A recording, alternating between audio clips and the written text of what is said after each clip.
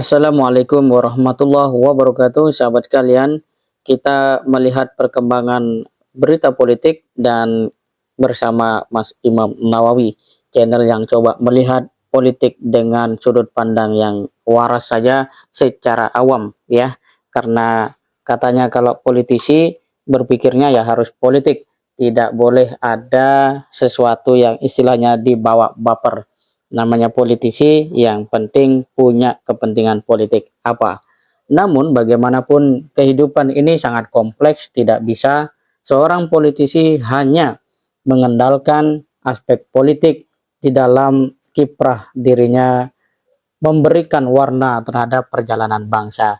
Karena bagaimanapun sebenarnya manusia perlu terhadap kejujuran, kemudian nilai-nilai kebaikan, termasuk di dalamnya adalah memperjuangkan hak-hak rakyat dan kebenaran. Nah, bicara tentang hal tersebut, kita akan melihat tentang bagaimana perkembangan hak angket.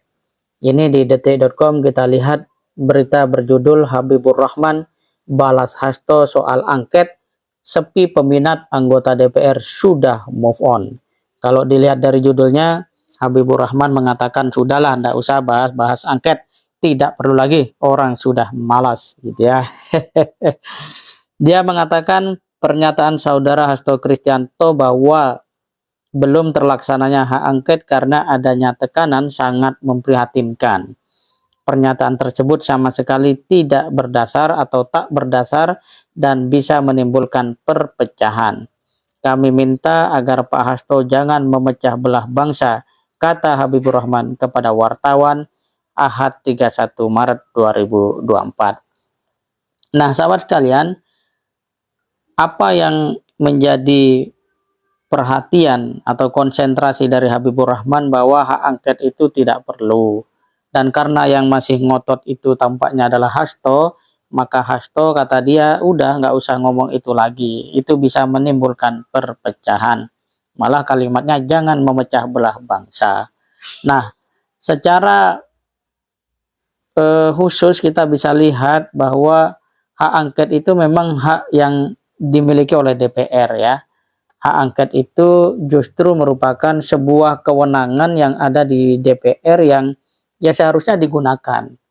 Karena kalau misalnya terjadi sesuatu yang kalau di syaratnya ini menyebutkan ya bahwa hak angket atau hak DPR untuk melakukan penyelidikan terhadap pelaksanaan suatu undang-undang atau kebijakan pemerintah yang berkaitan dengan hal penting, strategis, dan berdampak luas pada kehidupan bermasyarakat, berbangsa, dan bernegara yang diduga bertentangan dengan peraturan perundang-undangan. Ini menunjukkan bahwa salah satu wujud kinerja DPR yaitu memang harus mempertanyakan ya kerja-kerja pemerintah, kebijakan-kebijakan yang dinilai tidak relevan atau bertentangan dengan undang-undang. Kalau kemudian DPR tidak menggunakan hak ini, sementara masyarakat melihat atau kita semua membaca ada gugatan, ada ketidakcocokan, ada bahkan kecurangan, dan DPR diam-diam saja, maka bisa diasumsikan secara sederhana lantas apa kerja DPR gitu ya. Ini menarik sebenarnya. Dan kalau kemudian Pak Hasto karena ingin menyampaikan atau menggulirkan hak angket dianggap jangan memecah belah bangsa, saya kira ini adalah satu kalimat yang mungkin tidak tepat begitu ya, tidak relevan karena hak angket itu ya hak anggota DPR dan justru kalau hak angket itu digulirkan, di situ masyarakat melihat, oh ya DPR bekerja karena dia menggunakan hak-haknya dengan baik untuk ya kalau bahasa yang beredar merawat demokrasi kita.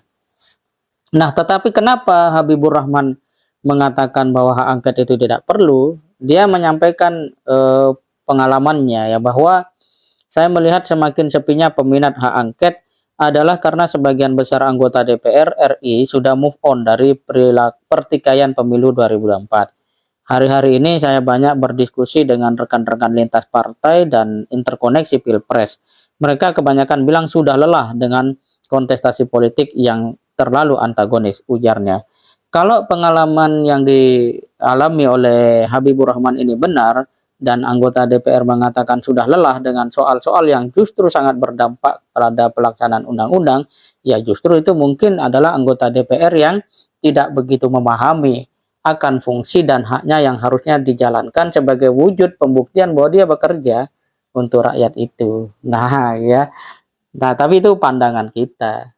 Ya, kalau pengalamannya memang menunjukkan begitu, dan misalnya yang disampaikan Habibur Rahman itu mayoritasnya lelah, sedangkan Hasto sendiri misalnya, ya selesai, ya tidak perlu ada lagi, karena tidak mungkin, namanya DPR kan harus punya kekuatan bagaimanapun suara begitu ya, prosentase suara itu sangat penting. Nah, sahabat kalian, dari fakta ini kita bisa melihat bahwa perbedaan runcing antara mereka yang pro angket dengan kontra angket masih terus terjadi. Namun bagaimanapun sebenarnya yang harus kita lihat adalah posisi hak angket itu memang hak ya, yang menunjukkan kalau DPR gunakan itu menunjukkan dia punya perhatian, dia punya kinerja. Bahwa mungkin hasilnya nanti katakanlah tidak berhasil gitu ya dalam konteks tujuan dan misi, ya tidak masalah, yang penting DPR itu bekerja gitu loh. Dalam pengertian digunakanlah hak angket itu untuk memastikan segala jenis asumsi-asumsi yang beredar itu bisa dibantah lewat proses kerja hak angket itu.